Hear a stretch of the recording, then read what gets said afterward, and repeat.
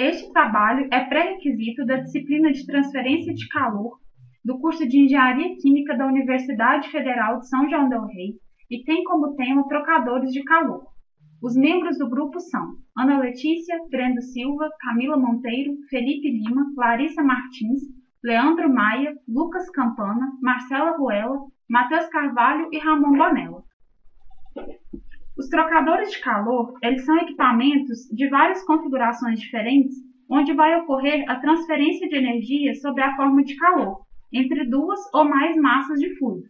Esses fluidos, eles podem ou não estar em contato com esse trocador de calor. Sendo assim, os objetivos principais desse trabalho vão ser apresentar esses diversos tipos de trocadores de calor que existem no mercado, suas aplicações e suas metodologias de cálculo. Alguns processos e aplicações industriais desses trocadores de calor são, por exemplo, aquecimento, resfriamento, condensação, evaporação, esterilização, pasteurização e congelamento de fluidos, entre outros muitos processos que existem no mercado, que existem nas indústrias. E nesse trabalho a gente vai apresentar alguns desses processos, dentre outros fatores desses trocadores de calor, como eu mesmo disse, o equacionamento e os diversos tipos que existem. Iniciaremos falando sobre os tipos de trocadores de calor. Os trocadores de calor podem ser de 5 tipos. O primeiro é tubo duplo, com escoamentos paralelos ou contracorrente. Existem os trocadores de calores compactos, que apresentam escoamento cruzado sem mistura ou com mistura. E também temos os trocadores de calor do tipo casque-tubo, placa e quadrado e regenerativo. O trocador de calor do tipo tubo duplo é constituído por 2 tubos concêntricos de diferentes diâmetros. Um fluido escoa através do tubo menor, enquanto o outro escoa através do espaço anular entre os 2 tubos. O escoamento pode ser paralelo, onde os 2 fluidos avançam na mesma direção, ou em contracorrente, onde os fluidos avançam em direções opostas. O trocador de calor do tipo compacto permite uma grande superfície de transferência de calor por unidade de volume, possuindo como maior exemplo o radiador de um carro. A densidade diária é dada pela fração entre a superfície de transferência de calor e o volume. O trocador de calor compacto ele apresenta densidade maior que 700 metros a menos 1. Agora, vamos tratar das características dos trocadores compactos. Eles permitem altas taxas de transferência de calor entre 2 fluidos em um pequeno volume. São utilizadas em aplicações com limitações de peso e volume. Para aumentar a área de transferência, são utilizadas chapas finas ou aletas onduladas estreitamente espaçadas nas paredes que separam os 2 fluidos. Este tipo de trocador normalmente é utilizado nas trocas que envolvem gases, para compensar o baixo coeficiente de transferência de calor. Outras características que podemos ressaltar é que o escoamento nesse tipo de trocador é cruzado, no qual os fluidos circulam perpendicularmente em relação ao outro, sabendo que o escoamento ainda se divide entre os com e sem misturas. O escoamento sem mistura é limitado por placas aletadas, que evitam que o fluido se mova na direção transversal. No escoamento com mistura, o fluido possui maior liberdade para se movimentar, pela ausência das placas. O trocador de calor casque-tubo é mais comum em aplicações industriais.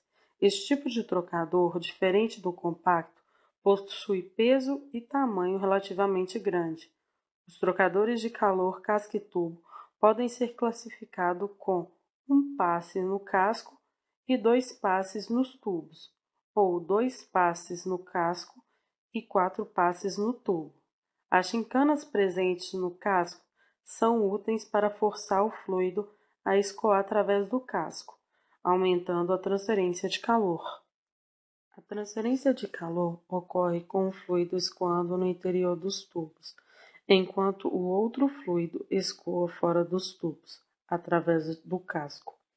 Este trocador possui uma região denominada caixa de distribuição, que fica na extremidade do casco, onde o fluido se acumula antes de entrar e depois de sair.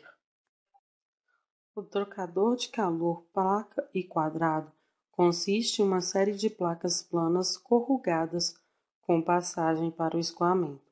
Os fluidos quentes e frio escoam em passagens alternadas. Assim, cada escoamento de fluido frio é cercado por 2 de fluido quente. Este trocador é bom para o escoamento líquido-líquido à mesma pressão. O trocador de calor regenerativo possui uma grande capacidade de armazenar calor. Se ele for do tipo estático, será forçado por poros, de modo que o fluido quente e frio passem através do meio de forma alternada. O calor é transferido a partir do líquido quente para a matriz do regenerador durante o escoamento do fluido quente e a partir da matriz para o fluido frio durante o escoamento do fluido frio. A matriz serve como um armazenador temporário de calor. O regenerador do tipo dinâmico envolve um tambor rotativo e um escoamento contínuo dos fluidos quentes e frios, através de diferentes partes do tambor, de modo que uma parte qualquer do tambor passa periodicamente através do escoamento quente, armazenando calor e, em seguida, através do escoamento frio, rejeitando o calor. Trocador de calor muitas vezes são nomeados de forma a mostrar qual a sua finalidade, como o condensador, que é um trocador de calor no qual um dos fluidos é resfriado e condensado. O evaporador ou caldeira é um trocador no qual um dos fluidos absorve calor e vaporiza. Irradiador ambiente é um trocador de calor que transfere calor do fluido quente para um espaço circundante por radiação. A escolha de um trocador de calor varia de acordo com a necessidade de cada processo. Além de analisarmos modelos existentes, é necessário observarmos a taxa de transferência de calor realizada pelo trocador, para conferir se o mesmo apresentará eficácia satisfatória. Para isso, utiliza-se a equação abaixo, onde M é a vazão máxima, Cp o calor específico e T as temperaturas de entrada e saída, respectivamente. Outra questão importante é o custo do trocador, atentando-se também aos custos operacionais que o mesmo acarretará. Este fator está ligado com outros, como a potência de bombeamento, visto que a energia gasta pelo equipamento entrará como um custo posteriormente, podendo ser calculado pela segunda equação. A dimensão e o peso do trocador de calor deve ser observado de acordo com o tamanho da planta industrial e também com o processo, como por exemplo, em uma indústria automotiva, os trocadores utilizados devem ser leves e pequenos, devido à logística da montagem dos automóveis. Vale ressaltar que este fator também está interligado com o custo, visto que os maiores e pesados apresentam custos elevados. Conhecer o processo é essencial para sabermos o tipo de trocador que será utilizado, sendo ele para resfriar um líquido através de gás ou líquido. O material de construção deste equipamento vem a ser um fator importante, visto que cada processo utiliza-se de substâncias com diferentes propriedades, como, por exemplo, corrosivas. A questão de dilatação térmica também deve ser considerada, visto que em alguns casos as temperaturas trabalhadas são elevadas, ocasionando grandes dilatações, podendo afetar o processo. Agora vamos tratar do coeficiente global de transferência de calor. O coeficiente de transferência de calor é definido em função da resistência térmica total à transferência de calor entre dois escoamentos de fluidos separados por uma parte sólida. Um trocador de calor normalmente envolve dois escoamentos de fluidos separados por uma parede sólida. O calor é primeiro transferido do fluido quente para a parede por uma convecção, através da parede por condução e a partir da parede para o fluido frio novamente por convecção. A parede de resistência térmica associada ao processo de transferência de calor envolve uma resistência de condução e duas de convecção.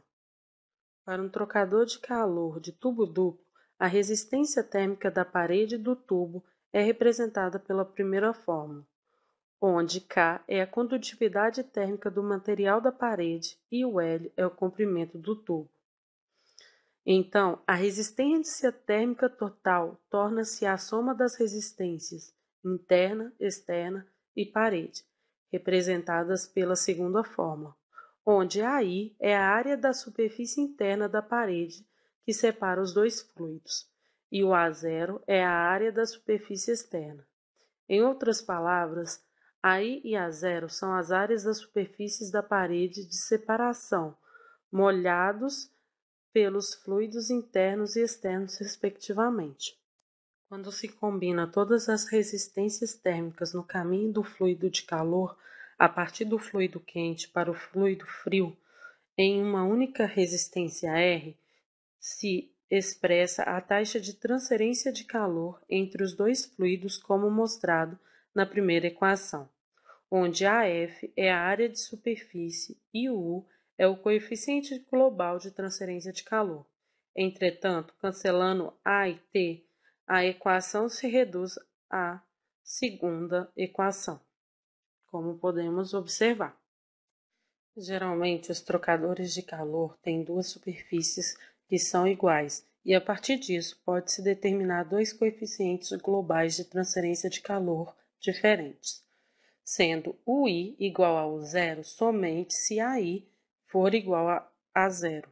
Quando a espessura da parede do tubo é pequena e a condutividade térmica do material é elevada, como normalmente é o caso, a resistência térmica do tubo é desprezível e as superfícies interna e externa do tubo quase são idênticas.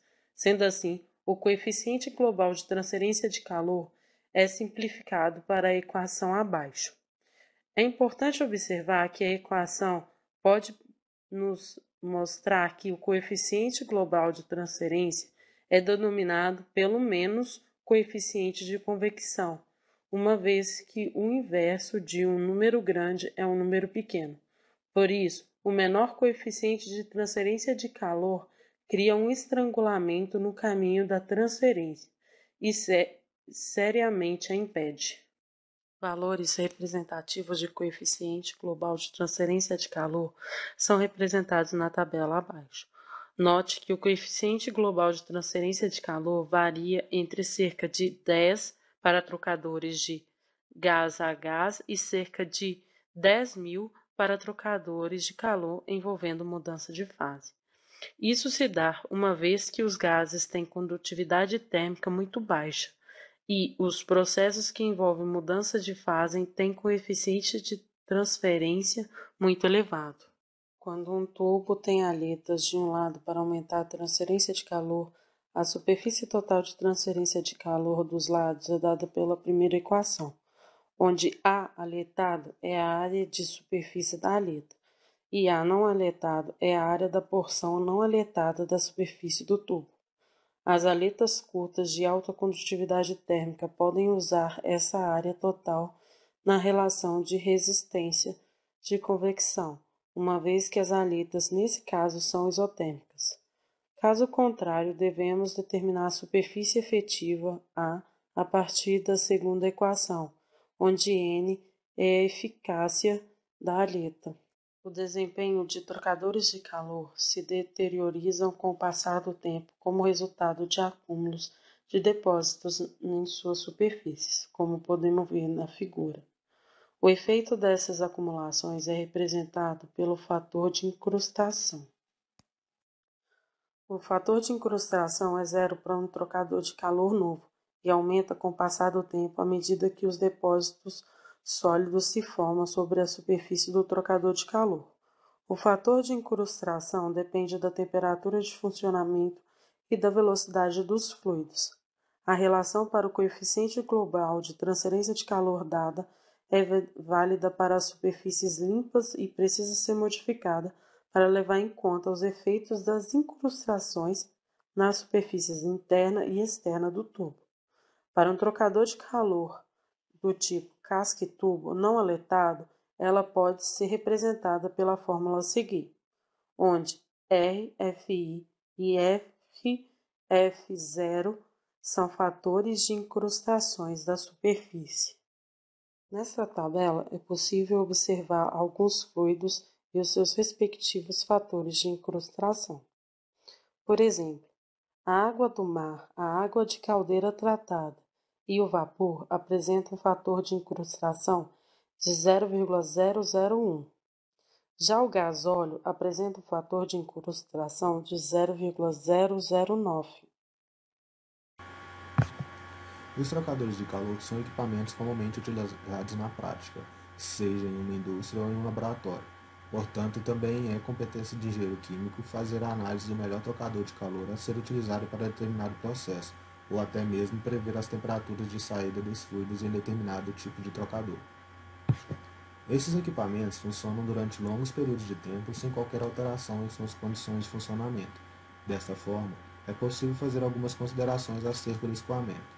Primeiro, é considerar o escoamento permanente do fluido no interior do equipamento. Assim, a vazão máxima de cada fluido permanece constante, apresentando uma mesma velocidade de entrada e saída. Por esse motivo, temos que mudanças de energia cinética potencial são normalmente insignificantes quando se comparadas ao valor da mudança de energia devido à troca de calor. O calor específico de um fluido, em geral, muda com temperatura, mas em uma faixa de temperatura especificada, o calor específico pode ser considerado constante a partir de um valor médio. Por fim, podemos considerar uma superfície externa de trocador como perfeitamente isolada, de modo que não haja perda de calor para o meio. Partindo dessas suposições, a primeira lei da termodinâmica exige que a taxa de transferência de calor do fluido quente seja igual ao do fluido frio. Assim, o calor Q é igual à massa do fluido frio vezes o calor específico desse fluido vezes a variação de temperatura entre saída e entrada deste mesmo fluido. Analogamente, este calor Q também deve ser igual à massa do fluido frio vezes o calor específico deste fluido vezes a variação de temperatura entre a saída e entrada deste mesmo fluido. Lembrando que, pela segunda lei da termodinâmica, a taxa de calor Q é uma quantidade positiva e sua direção é do fluido quente para o fluido frio. Outra definição é a taxa de capacidade térmica, que representa a taxa de transferência de calor necessária para alterar a temperatura do fluido em 1 grau Celsius ao se escoar pelo trocador de calor.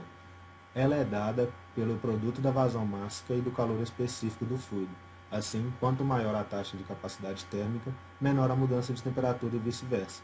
Dessa forma, substituindo nas equações que vimos no slide anterior, a taxa de transferência de calor em trocador de calor é igual à taxa de capacidade térmica multiplicada pela variação de temperatura de determinado fluido, onde a capacidade térmica seria a inclinação das retas representadas pelo gráfico.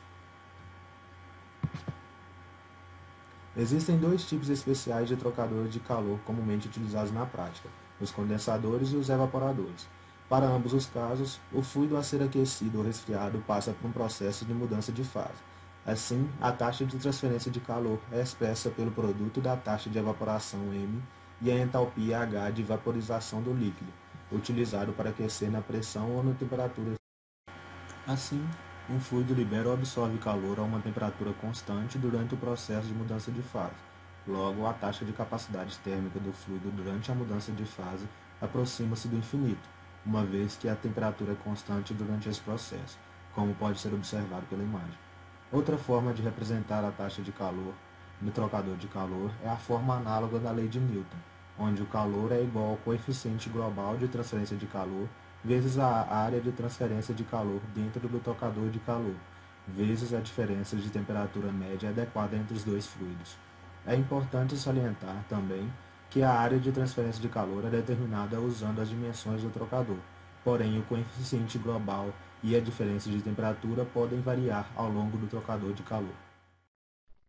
Olá, eu sou Ana Letícia e vou explicar um pouco sobre o método da diferença de temperatura média logarítmica. Esse método ele é um método de dimensionamento térmico do trocador de calor e ele é usado juntamente com o método MTU, que é o método da efetividade, que a gente vai ver um tópico adiante. O equacionamento e aplicação desse tipo de método ele é feito para a gente estimar a taxa da transferência de calor global, que é dada por essa fórmula aqui embaixo. Nela, o que a gente precisa para calcular essa taxa de transferência de calor global? A gente vai precisar do coeficiente global de transferência térmica, que seria o U, a área representativa de troca térmica, que seria o A, e a diferença de temperatura média logarítmica, que é o ΔT-NL. O coeficiente global de transferência de calor ele é também chamado de coeficiente de película global do trocador de calor. E ele vai depender unicamente do fluido que a gente vai utilizar nesse trocador. Aqui eu trouxe uma tabela de como esse U varia de acordo com os fluidos, por exemplo, fluido quente, água, amônia, gases orgânicos leves e assim por diante. Para o equacionamento, a gente vai precisar determinar essa diferença de temperatura por meio de um balanço energético num elemento de fluido, tanto para o fluido frio quanto para o fluido quente. E algumas hipóteses simplificadoras vão ser necessárias, como, por exemplo, que o trocador de calor está isolado da vizinhança, que a condução axial ela é desprezível, que as capacitâncias térmicas elas são constantes e que esse coeficiente global de transferência térmica ele também é constante. Então, a gente vai, para equacionar esse método, a gente vai partir dessa equação aqui, que o ΔT é a subtração da temperatura da fonte quente pela temperatura da fonte fria. Vamos derivar essa equação, substituir o ΔT, o dt no caso, pela variação da taxa de calor, pelo fluxo máximo, aqui no caso da fonte quente, vezes a capacidade específica da fonte quente. Vamos fazer isso também para a fonte fria, colocar o menos dq em evidência e chegar nessa equação. Sendo menos o dq, no caso, igual a U vezes dA vezes ΔT. Simplificando, colocando essa equação de dq nessa equação anterior, a gente vai chegar nessa equação. Chegando nessa equação, integramos e fazemos a mesma consideração que eu fiz anteriormente, a mesma equação, de que a taxa de calor ela é igual a menos o fluxo máximo da fonte quente, vezes a capacidade específica da fonte quente, que multiplica a temperatura da fonte quente que sai, menos a temperatura da fonte quente que entra. A mesma equação é usada também para a fonte fria. Então, vamos substituir essas duas equações nessa equação anterior que encontramos. Vamos isolar o fluxo máximo e a capacidade específica. Vamos chegar, então, depois das simplificações necessárias, na nossa equação de interesse, que seria a mesma equação que eu expliquei no primeiro slide, mas para essa equação, a equação é mais usada quando colocamos o ΔT-NL, que seria a diferença de temperatura média logarítmica. Seria todo esse termo aqui que envolve ΔT. Para a equação ficar realmente mais simplificada, ela é mais utilizada nos livros simplificada. Aqui a mesma equação que eu mostrei anteriormente e aqui ela simplificada, como eu disse, sendo que ΔT-ML é todo esse termo, que é a diferença de temperatura que sai menos a diferença de temperatura que entra, dividido por Ln da variação da temperatura que sai sobre a variação da temperatura que entra, onde o ΔT-ML, como eu já disse, é a diferença de temperatura média logarítmica. Bom, tudo isso que eu falei, esse método da diferença de temperatura média logarítmica, ele é usado para dois tipos mais usuais de trocadores de calor, que são os trocadores de calor de correntes paralelas e os de correntes contrárias. Qual seria a diferença principal entre eles? O trocador de calor de correntes contrárias, o que vai acontecer nele? O fluido quente e o fluido frio, eles vão entrar pelo mesmo lado do trocador de calor. Por esse motivo, eles vão escoar no mesmo sentido, como indicam as setas aqui do meu desenho ilustrativo. Conforme esses fluidos vão escoar aqui no mesmo sentido, vai haver a transferência de calor do fluido quente para o fluido frio. E esse tipo de trocador de calor de correntes paralelas, ele é mais usado em trocadores do tipo tubo duplo. Esse segundo tipo de trocador de calor, que seria o trocador de calor de correntes contrárias ou correntes opostas, como o próprio nome diz, o que vai acontecer nele? O fluido quente ele vai entrar por o lado oposto que o fluido frio entra. Então, o escoamento, como indicam aqui as setas do desenho, o escoamento ele vai acontecer em sentidos opostos. Esse tipo de trocador de correntes contrárias ou opostas, geralmente, eles apresentam uma maior eficiência global quando comparado com o trocador de correntes paralelas. Bom, aqui está todo o equacionamento desses dois tipos de trocadores que eu citei agora, de correntes paralelas e de correntes contrárias, e seria o que eu já disse anteriormente, o que a gente demonstrou aqui anteriormente para chegar naquela equação geral do método de temperatura, da diferença de temperatura média logarítmica.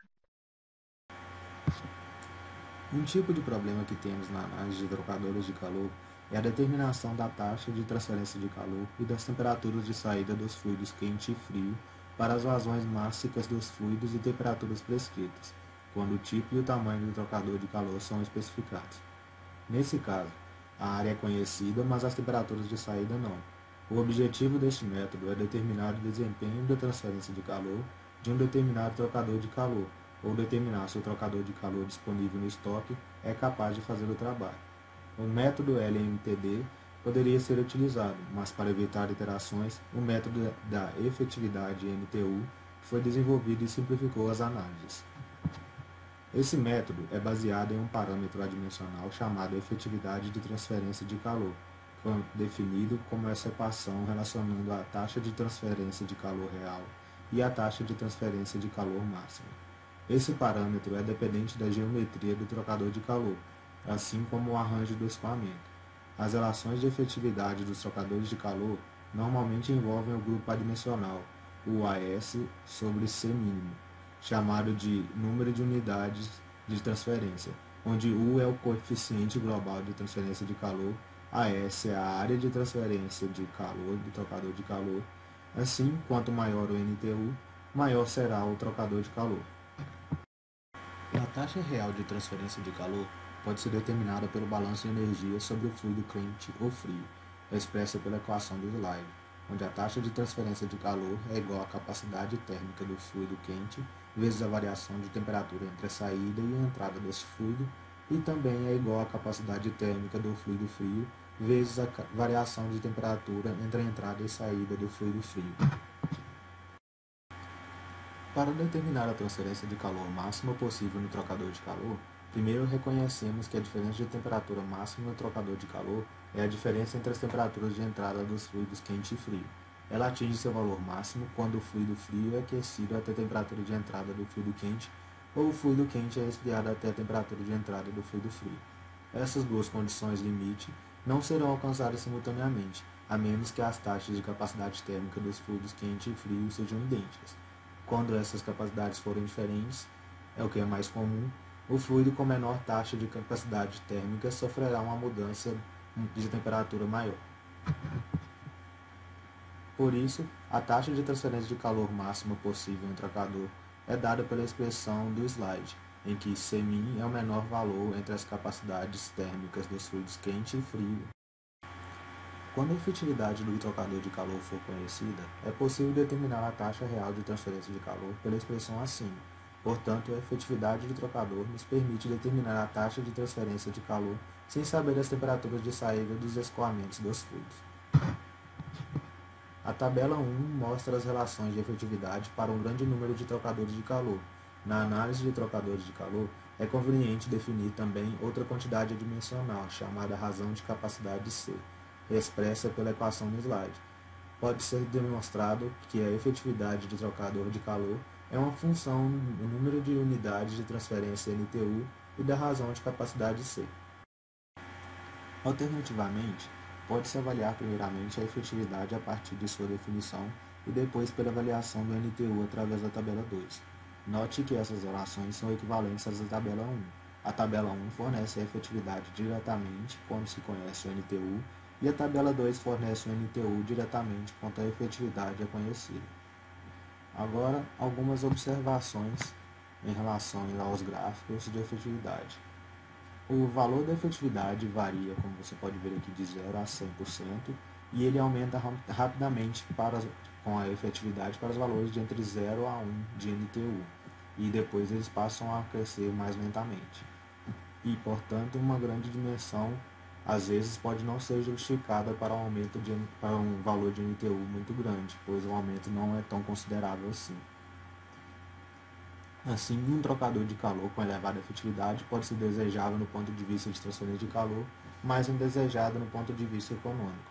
Ao se comparar os gráficos de trocadores de calor de escoamento contra corrente em paralelo, é possível notar que para um dado NTU e uma razão de capacidade C, o trocador de calor contra corrente tem maior efetividade, seguido de perto pelo trocador de calor de escoamento cruzado, que vocês vão ver no próximo slide, com ambos os fluidos sem mistura.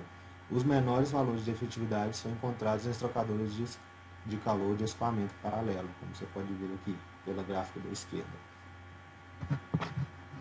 Aqui você tem mais alguns exemplos de trocadores de calor em contracorrente que ainda assim possuem um maior valor de efetividade quando comparados ao trocador em paralelo. E aqui você tem mais alguns exemplos de trocadores, só que agora é de corrente cruzada, que também apresentam boas relações de efetividade. Note também que a efetividade de trocador de calor é independente da razão de capacidade C para os valores de NTU inferiores a cerca de 0,3, e o valor da razão de capacidade C varia entre 0 e 1. Para um dado NTU, a efetividade torna-se máxima para C igual a 0 e mínima para C igual a 1. O caso em que C tende ao infinito corresponde ao C máximo, tendendo ao infinito, que é obtido durante o processo de mudança de fase em condensador ou evaporador. Todas as relações de efetividade nesse caso se reduzem ao número 4 da tabela 1, independente do tipo do trocador. Pode-se concluir com esse trabalho que os trocadores de calor eles são de extrema importância em vários ramos da engenharia, principalmente na engenharia química e na engenharia mecânica. E através desse estudo foi possível ter-se uma noção maior sobre como selecionar os melhores tipos de trocadores de calor, dependendo da situação e do fluido em questão. E, para isso, os métodos discutidos aqui nesse trabalho se mostram extremamente eficazes e são os mais utilizados tanto na indústria quanto na teoria, seja em operações unitárias ou na disciplina de transferência de calor.